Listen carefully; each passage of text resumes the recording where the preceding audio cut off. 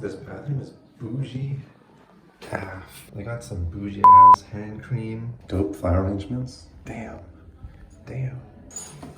Bougie soap. Just got home while my mind is still fresh. I need to talk about this cafe I went to with my friend. The whole reason why I want to talk about it is because if you watched my previous video, top cafes in Seoul, check it out. One of the factors or criteria that I noticed, to write it down again, good coffee, aesthetics, and vibe. This particular cafe I went to, I had to like queue for it. What really tickled me about this particular cafe, it was designed by architects. The space is very small, but everything is very well curated and designed. Because these guys are architects by trade, they spent a lot of time thinking about how to best utilize the space and create a very unique and memorable experience, which, you know, goes hand in hand with what I was saying in that previous video where coffee, aesthetics, and vibe play into the role of this idea of culture of a cafe. So the reason I want to talk about this is because that was kind of like my thesis. But to support my thesis, I kind of need some more I need to show you like my methods and like topic sentences, data. So in this particular case, I want to narrow it down to this one particular element, which is interior design and space, or aesthetics is what I like to call. Of course, people go to cafes for good coffee, but people also go to cafes for the space, to enjoy the vibe, which plays into this whole idea of good space, good vibe equals good culture. This cafe is hot for a date. I'm just gonna put that in there. Like, out of all the cafes that I've been to, this is definitely like hottest cafe for a date, period.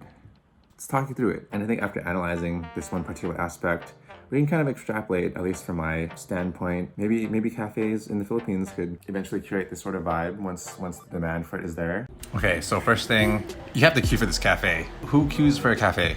Told you space was small, but I did not know it would be this small. They even have like a placemat, coat rack. This is like some luxe interior stuff. The neighborhood it's located in is Ichon. I think you really only come here for this cafe and one that's like down the street.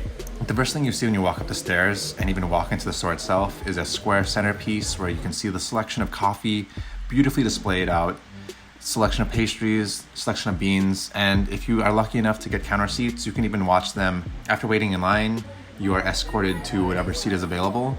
Very fancy. Am I at a restaurant or am I at a cafe? But from my friend and I's position, we had a full view of the whole cafe, so you can kind of see how narrow and small the space actually is, and kind of intimate in a way too. But because of the way it's designed, even though you're pretty close to your neighbors, you're still able to have your own conversation and own space. The centerpiece you see in the middle is basically a display of perfume and flower arrangements that they partnered with a French perfume brand called Goutal. As you saw in the beginning, they even had Goutal soap and hand cream in the bathroom. As for the coffee, you have 4 choices, with even the ability to buy their own roasted beans. All of them are single origin, roasted by them, and they also have a small selection of pastries that would complement the coffee you choose. Coffee is served with a brownie to help give you something sweet to counteract the bitterness of coffee. And for my friend who ordered the special rose petal coffee, she was even given a sample of the rose scented Goutal perfume that they're partnered with. Each coffee also comes with a detailed card.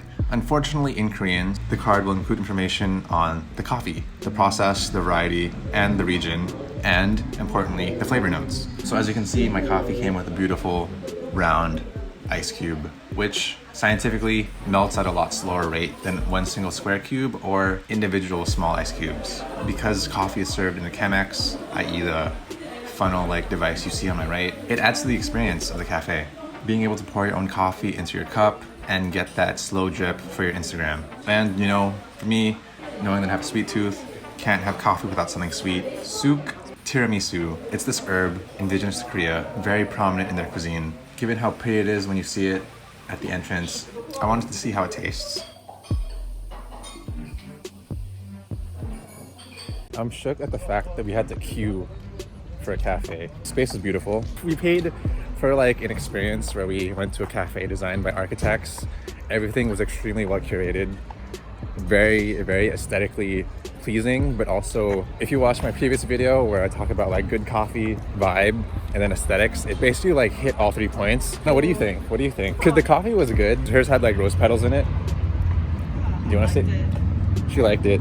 She liked it. 12 out of 10 recommend. And then the vibe was like pretty conducive towards like conversation or date. The Philippines has some very beautiful architecture. Would definitely love to see some like very interesting curated private like Havana Club, Hubo, bamboo vibe cafes in the future. That would be like very conducive for like dates or meetings or like very intimate spaces. But yeah, you know, thanks for watching.